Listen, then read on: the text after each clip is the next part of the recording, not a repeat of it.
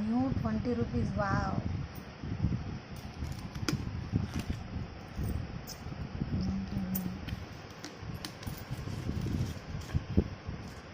இதெல்லாம் சேஞ்ச் இல்லாமல் போட்டது.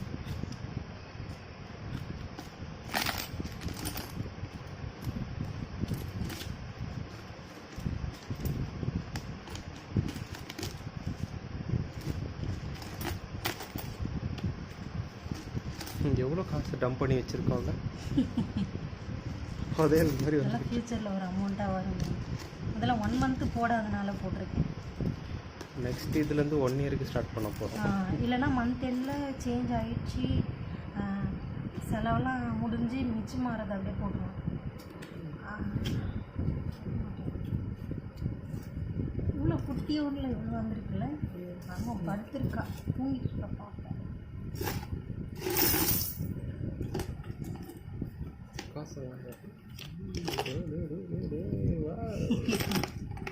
இது இப்படி சேவிங் பண்ணால் ரொம்ப ஆசையாக இருக்குது.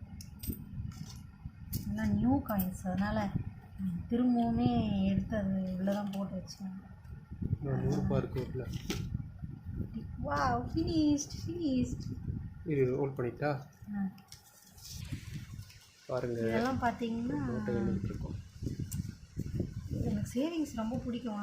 ஆனால் அந்தளவுக்கு நான் ஃபஸ்ட்டு இருக்கும்போது சேவிங்ஸ் பண்ண முடியாது. ஏன்னா நான் வாடகை அது இதுன்னு கட்டுவேன். இப்போ என் ஹஸ்பண்ட் தான் என்னை பார்த்துக்கிறாரு.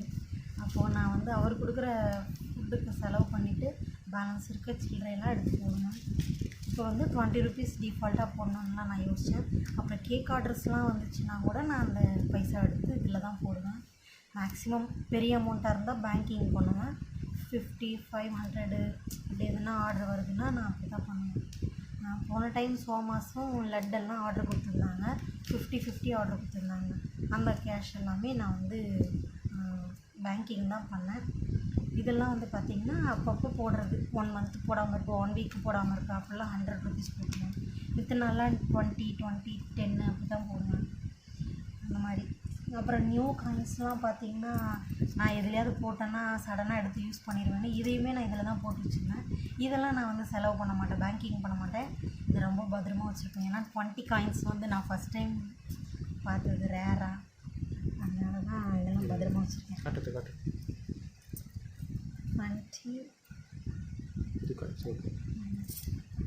இது வந்து பார்த்திங்கன்னா 75 நம்மளுடைய சுதந்திரம் அதெல்லாம் கிடச்சதுனால இது வந்து அப்போ லான்ச் பண்ணதுனால ரொம்ப பத்திரமா வச்சுருக்கேன். இதெல்லாம் பார்க்கும்போது கண்ணு கலங்கும் எனக்கு. இத்தனை வருஷமாக ஆச்சு அப்படின்ட்டுலாம் கண்ணு கலங்கியிருக்கேன் எனக்கு. அதனால் இதெல்லாம் ஒரு மெமரிஸ்க்காக எடுத்து வச்சுக்க போகிறேன்.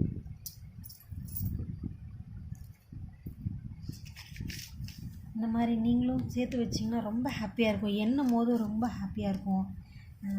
நான் எப்போ ஓப்பன் பண்ணுவேன் மார்னிங்லேருந்து டைம் கிடைக்குமான்னு பார்த்துக்கிட்டே இருந்தேன். இப்போ தான் டைம் கிடச்சிது. ஒரு கேக் ஆர்டர் வந்ததுனால அதை பண்ணிவிட்டு அப்புறமா தான் நான் வந்து இதை வந்து எண்ண ஆரம்பித்தேன். இப்போ ரொம்ப ஹாப்பியாக தான் இருக்குது எண்ணும் போது. இது வந்து நாளைக்கு இல்லைன்னா ஒரு 1 weekல நம்ம போய் பேங்கிங் பண்ணுவோம். போஸ்ட் ஆஃபீஸில் தான் பேங்கிங் பண்ணுவோம். நாங்கள் வந்து இப்போ தான் போஸ்ட் ஆஃபீஸ் ஓப்பன் பண்ணேன். நான் எங்கள் வீட்டுக்காரர் என்னை லவ் பண்ணும் போது அவராக ஓப்பன் பண்ணி கொடுத்ததுனால நான் வந்து அதை யூஸ் பண்ண ஆரம்பிச்சிருக்கேன். எனக்கு அது வரைக்கும் தெரியாது. நான் சின்ன வயசில் சேர்த்து வச்ச காசெல்லாம் நான் போய் சர்ச் உண்டியலில் தான் போட்டேன். அவங்க யாருக்குமே தெரியாது நான் அவ்வளோ காசு போட்டது தெரியாது. நான் வந்து 10th காலேஜ் படிக்கிற வரைக்கும் எங்கள் வீட்டில் வச்சுருந்த உண்டியல் அது. காலேஜுக்கெலாம் நான் அதை எடுத்துகிட்டு போனதே கிடையாது. அதெல்லாம் எடுத்து வச்சு நான் நடந்தே போனேன். அந்த பஸ் ஃபேர் கூட மிச்சம் பண்ணி அந்த 10 rupees சேர்த்து போடலாமேன்ட்டு தான் நான் எடுத்துகிட்டு போனேன். போயிட்டு பழனியில் அங்கே ஒரு சர்ச் இருக்குது, அங்கே தான் போய் போட்டு வந்தேன். எனக்கு ரொம்ப மனசு திருப்தியாக இருந்தது. நாங்கள்லாம் படித்த ஹாஸ்டல்லாம் டொனேட் பண்ணும்போது அவங்க சேர்த்து வச்ச காசு, பேபிஸ் பிறந்தா அப்புறம் யாருக்காவது நினைவு நாள்லாம் சாப்பாடெலாம் போடுவாங்க. அப்போது அந்த மாதிரி முதியோர் இல்லத்துக்கு எல்லாத்துக்கும் போவோம். ஏன்னா சர்ச்லலாம் பார்த்திங்கன்னா குறிப்பாக அதை சொல்ல மாட்டேன். ஆனால் நிறைய பேருக்கு வந்து பார்த்திங்கன்னா ஃபுட்டெல்லாம் ரொம்ப கஷ்டப்படுறாங்கன்னு ரொம்ப ஹெல்ப் பண்ணுறாங்க. பழனி சைட்லலாம் நிறைய ஹெல்ப் பண்ணுறாங்க. அதனால் எனக்கு ரொம்ப ஆசையாக இருந்தது அதில் போகணும். ஏன்னா அது ரொம்ப யூஸ்ஃபுல்லான ஒரு செலவு தான் பண்ணுறாங்கன்னு எனக்கு ஒரு திருப்தி. அதனால் நான் அதில் போட்டேன். ரொம்ப ஹாப்பியாகவும் இருந்தேன். என் கையில் சுத்தமாக காசு இல்லை, ஆனால் நான் அதில் தான் போட்டேன். அது ஒரு ஹாப்பினஸ், வேறு ஒன்றும் இல்லை. இந்த மாதிரி சேர்த்து வச்ச காசை வந்து ஒரு டைம் வந்து தீபாவளிக்கு கம்மல் வாங்கினேன். அந்த ஜிமிக்கி தான் நான் போட்டிருக்கேன் சின்னோண்டு. நான் இப்போ இதெல்லாமே எண்ணி பார்க்க போகிறேன். நான் வந்து எப்போல்லாம் கேஷ் கிடைக்குதோ அப்பயும் போடுவேன். அப்புறம் தினமும் 20 போட்டுட்ருந்தேன். 500 200லாம் இருக்கிறதெல்லாம் பார்த்திங்கன்னா கேக் ஆர்டரு அந்த மாதிரி தான். இனி கூட கேக் ஆர்டர் வந்தால் தான் அவங்க கூகுள் பே தான் பண்ணுறாங்க. அதனால் நான் அப்படியே பேங்கிங் பண்ணிடுவேன் எடுத்து. இதில் இல்லை, அது நான் கையில் கேஷ் கொடுத்தாங்கன்னா இதில் தான் போடுவேன். அதே மாதிரி இந்த மாதிரி சேர்த்து வச்சு நீங்கள் தீபாவளி அப்போ இப்போ ஸ்டார்ட் பண்ணிங்கன்னா தீபாவளி அப்போ எடுத்திங்கன்னா ஒரு ஜுவல்ஸ் வாங்கலாம், பாப்பாவுக்கு ஜுவல்ஸ் வாங்கலாம், சின்ன சின்ன ரிங் வாங்கலாம். தீபாவளி அப்போல்லாம் எல்லாமே எடுக்கலாம், நகையெல்லாம் எடுக்கலாம். அது ரொம்ப நல்லது. இதை வச்சு நான் நிறைய வாங்கணுன்னு தான் நினச்சேன், ஆனால் பேங்கிங் பண்ணலான்னு தான் எனக்கு தோணுச்சு. இப்போது மெயினாக எதனால் இப்போயே நாங்கள் ஓப்பன் பண்ணுறோன்னா, மார்ச்லலாம் இன்ட்ரெஸ்ட் கொடுப்பாங்க போஸ்ட் ஆஃபீஸில். எனக்கு வந்து நான் வந்து 2000 தான் போட்டு வச்சுருந்தேன். 1000க்கே வந்து 13 ரூபாய் எனக்கு வட்டி ஏறிச்சு 1 இயருக்கு. அப்போது நான் ஒரு டைம் பார்த்தப்போ 22 தான் இருந்தது. 900 ரூபாய் எனக்கு வந்து பேங்கிங் பண்ணியிருந்தாங்க. அதுதான் ஆச்சரியமாக இருந்தது. அப்போது பேங்கிங் பண்ணனா கொஞ்சம் மணியும் அதுலேயே ஆட் ஆகிட்டே இருக்கும், ப்ளஸ் நம்மளும் போட்டுக்கிட்டே இருக்கலாம், ஒரு இன்ட்ரெஸ்ட் வரும் போஸ்ட் ஆஃபீஸில் போட்டால். அப்படின்னா நான் வளவலன்னு பேசுகிறேன். இப்போ நம்ம என்ன ஆரம்பிச்சிடலாம். இதெல்லாம் நான் இப்போ எடுத்து செலவு பண்ண போகிறது கிடையாது. இது மட்டும்தான் இப்போ எடுத்து பேங்கிங் பண்ண போகிறது. இது பத்திரமா வச்சுக்கிறது. அப்போ நான் இதெல்லாம் எவ்வளோ இருக்குதுன்னு சொல்லி நான் பார்க்க போகிறேன். ஒன்ஸில் வந்து பார்த்திங்கன்னா 4 rupees இருக்குது. இதெல்லாம் என்னுடைய வளகாப்புக்கு கொடுத்த காசு. 1 rupeeலாம் எங்கேயும் போட மனசு வராமல் அப்படியே வச்சுருக்கேன். இதெல்லாம் 101, 51 ரூபா, 501 ரூபா அப்படி வைக்கிற காசுங்க. இதை ஒட்டியே இருக்குது பாருங்கள், அந்த இது அப்படியே இருக்குது. இப்போ இது வந்து 4 rupees இருக்குது. நம்ம ஆட் பண்ணிக்கிட்டே வரலாம். 4 5ல் வந்து 20 30 40 60 rupees. 16 plus. இப்போ டென்ஸ் பார்க்கலாம்.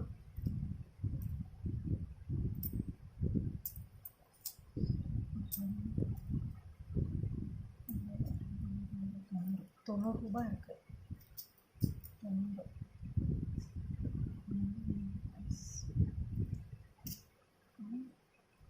இப்போ 2 rupees இருக்குது. 20s இல்லையா? 2 rupees இருக்குது. இது காற்றுக்கு பறந்துரும் தான் மேலே வச்சுருக்கோம். 10 16 rupees இருக்குது. இப்போ டென்ஸ் இருக்குது. இந்த டென்ஸ் 20s வந்து 2 இருக்குது. இப்போது 40 rupees.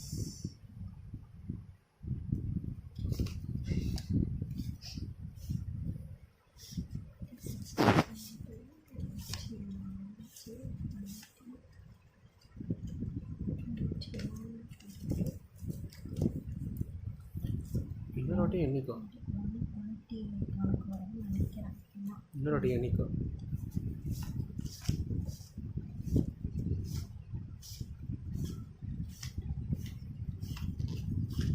கரெக்டாக இருக்குது. அடுத்தது 20 எண்ணணும். 20ல் 2 கலர்ஸ் கலர்ஃபுல்லாக இருக்கும், ரொம்ப நல்லா இருக்குது பார்க்கவே. இருந்தாலும் பழைய நோட்டு மாதிரி இருக்காது. சின்ன வயசில் அந்த நோட் பார்க்கும்போது ரொம்ப ஆர்வமாக இருக்கும். 20 rupees இருக்குது நம்மக்கிட்ட. அடிக்கும்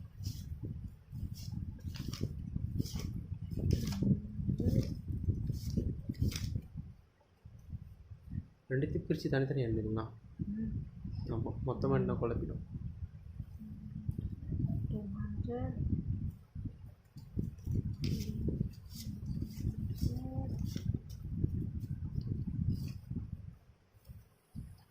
ரெண்டு நோட்டு போய் சூஸ் பண்ணி 400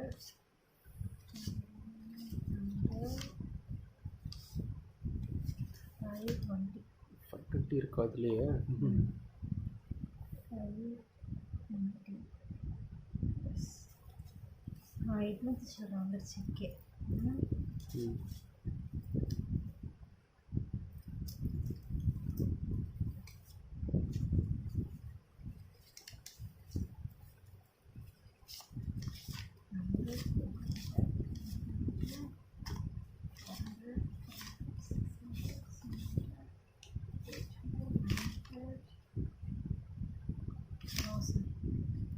1,200, 1,300, 1,400, 1,500, 1,600, 1,000, 700 ப்ளஸ் 2,000 வந்திருக்கு.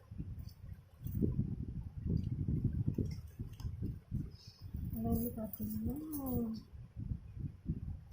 900 இருக்குது. ப்ளஸ் 900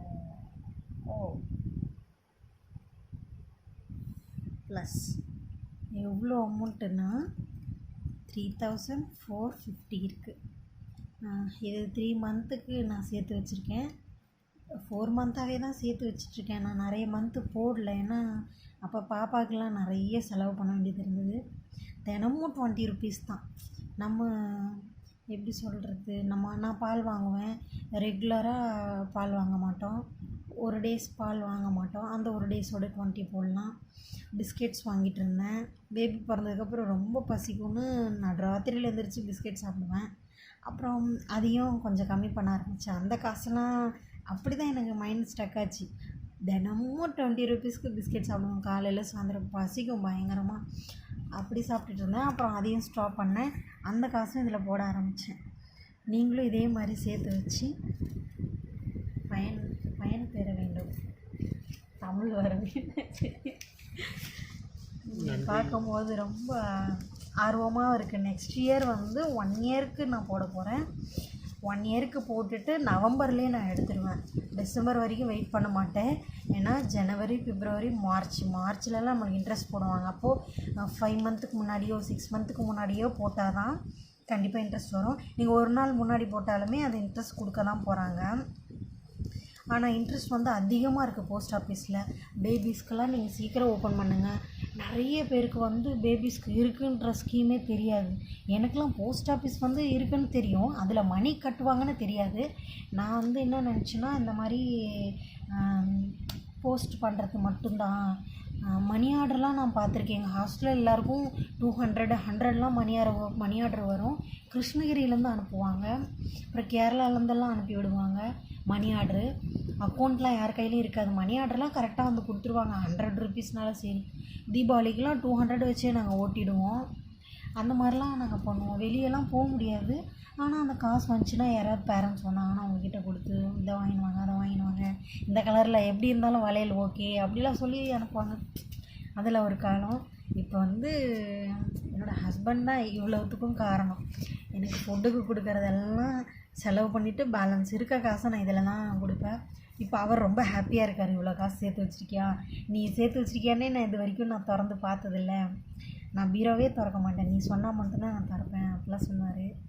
அந்த மாதிரி அதனால் என்னோடய பணம்னு வச்சாக்கா இதில் எதுவுமே கிடையாது. நான் வந்து இவர் கொடுத்த பொருளில் தான் நான் வந்து கேக்கே பண்ணியிருக்கேன். இதில் நான் போட்ட உழைப்பு மட்டும்தான் காசு. அந்த கேக்குக்கான காசு எல்லாமே அவரோடது தான். சம்பாதிச்ச காசு தான். தேங்க்யூ. நீங்களும் இதே மாதிரி பண்ணுங்கள்.